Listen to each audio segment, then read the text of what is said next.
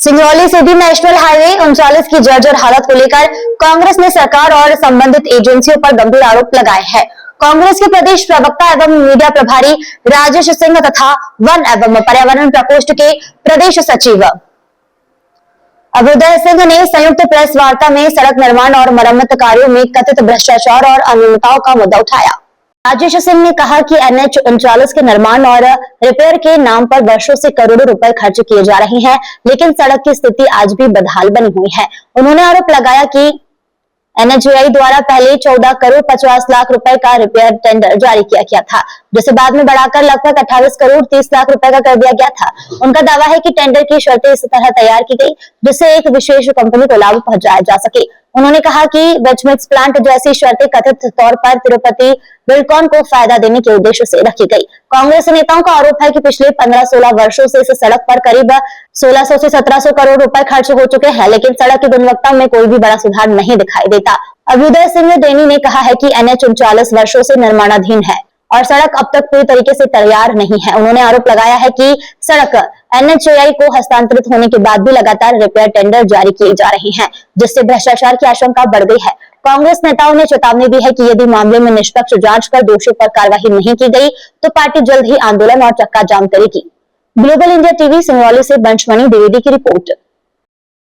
National highway NH 39 जिसका आपके सामने मामला भी आया होगा कि NHAI द्वारा एक टेंडर फ्लोट किया गया जो KCC बिल्डकॉन कंपनी को मिला है, लेकिन तभी उसके बीच में एक मामला आया कि एक सड़क के रिपेयर का एक टेंडर और छोटा सा NHAI ने किया है, जो 14 करोड़ 50 लाख का पहले था उसको मॉडिफाइड करके 28 करोड़ 30 लाख का कर दिया गया।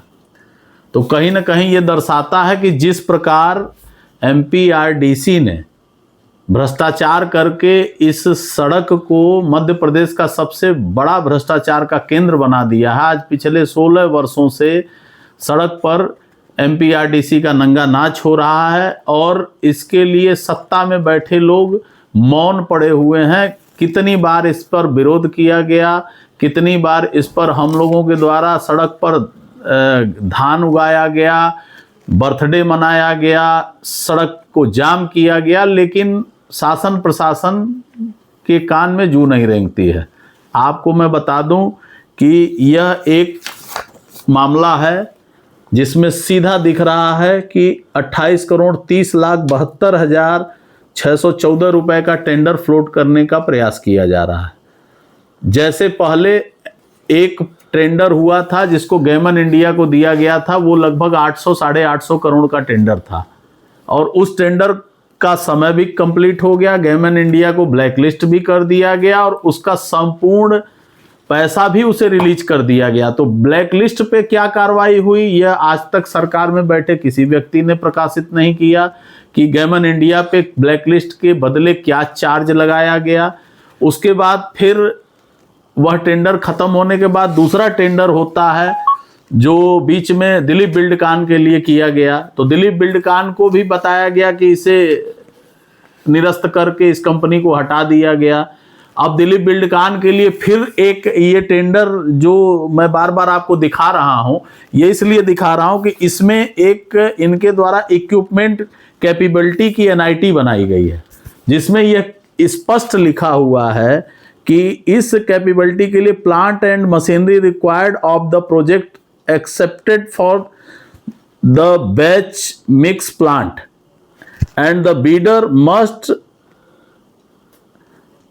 Availability of the function batch mix plant. ये मतलब कि जो इनको बैचिंग प्लांट चाहिए वो बैचिंग प्लांट सिर्फ और सिर्फ आज के समय में इस पूरे सड़क पर तिरुपति बिल्डकॉन का ही है। तो यह दर्शाता है कि यह तिरुपति बिल्डकॉन के लिए टेंडर तैयार किया गया है। तो जब तिरुपति बिल्डकॉन को आपने कैंसिल कर दिया, उसे टर्मिनेट कर दिया, तो फिर दोबारा उसके लिए एक रिपेयर मेंटेनेंस का टेंडर क्यों तैयार किया जा रहा है?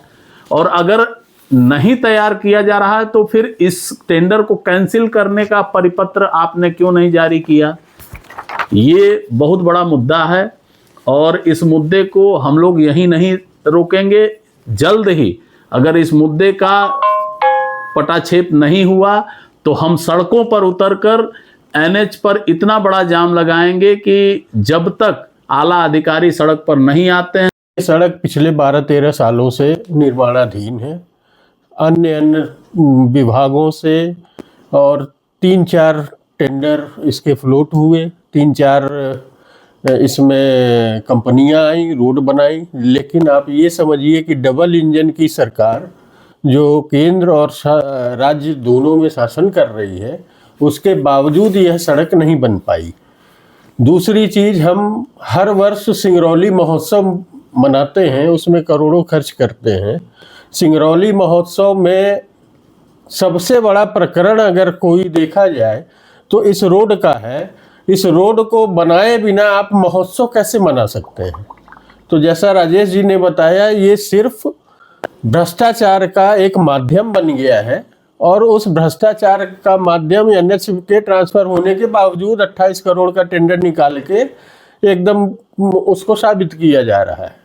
तो भ्रष्टाचार अगर है तो रोड कैसे बनेगी? जिस प्रकार राजेश जी ने बताया कि जो टेंडर प्रक्रिया निकली है उसमें कंपनी का यहाँ कैंप बना रहना और सारी सुविधाएं होनी जरूरी है। ऐसे में तिरुपति बिल्डिकॉन आपके द्वारा कहा जा रहा है कि एक ब्लैक लिस्टेड कंपनी है, तो दोबारा उससे इस प्रकार टेंडर प्रक्रिया का लाभ पहुंचाने को लेकर आप क्या कहना चाहेंगे? देखिए, इसमें हमारा जो सोचना है, एनएचएआई ने तिरुपति को ब्लैकलिस्ट किया होगा, लेकिन एमपीआरडीसी ने नहीं किया। तो टेंडर फ्लोट अगर हो रहा है और उसमें तिरुपति उसमें पार्टिसिपेट करने के लिए एलिजिबल है, तो इसका मतलब है कि राज्य सरकार और केंद्र सरकार दोनों के बीच में ही आपस में खींचातानी हो रही है।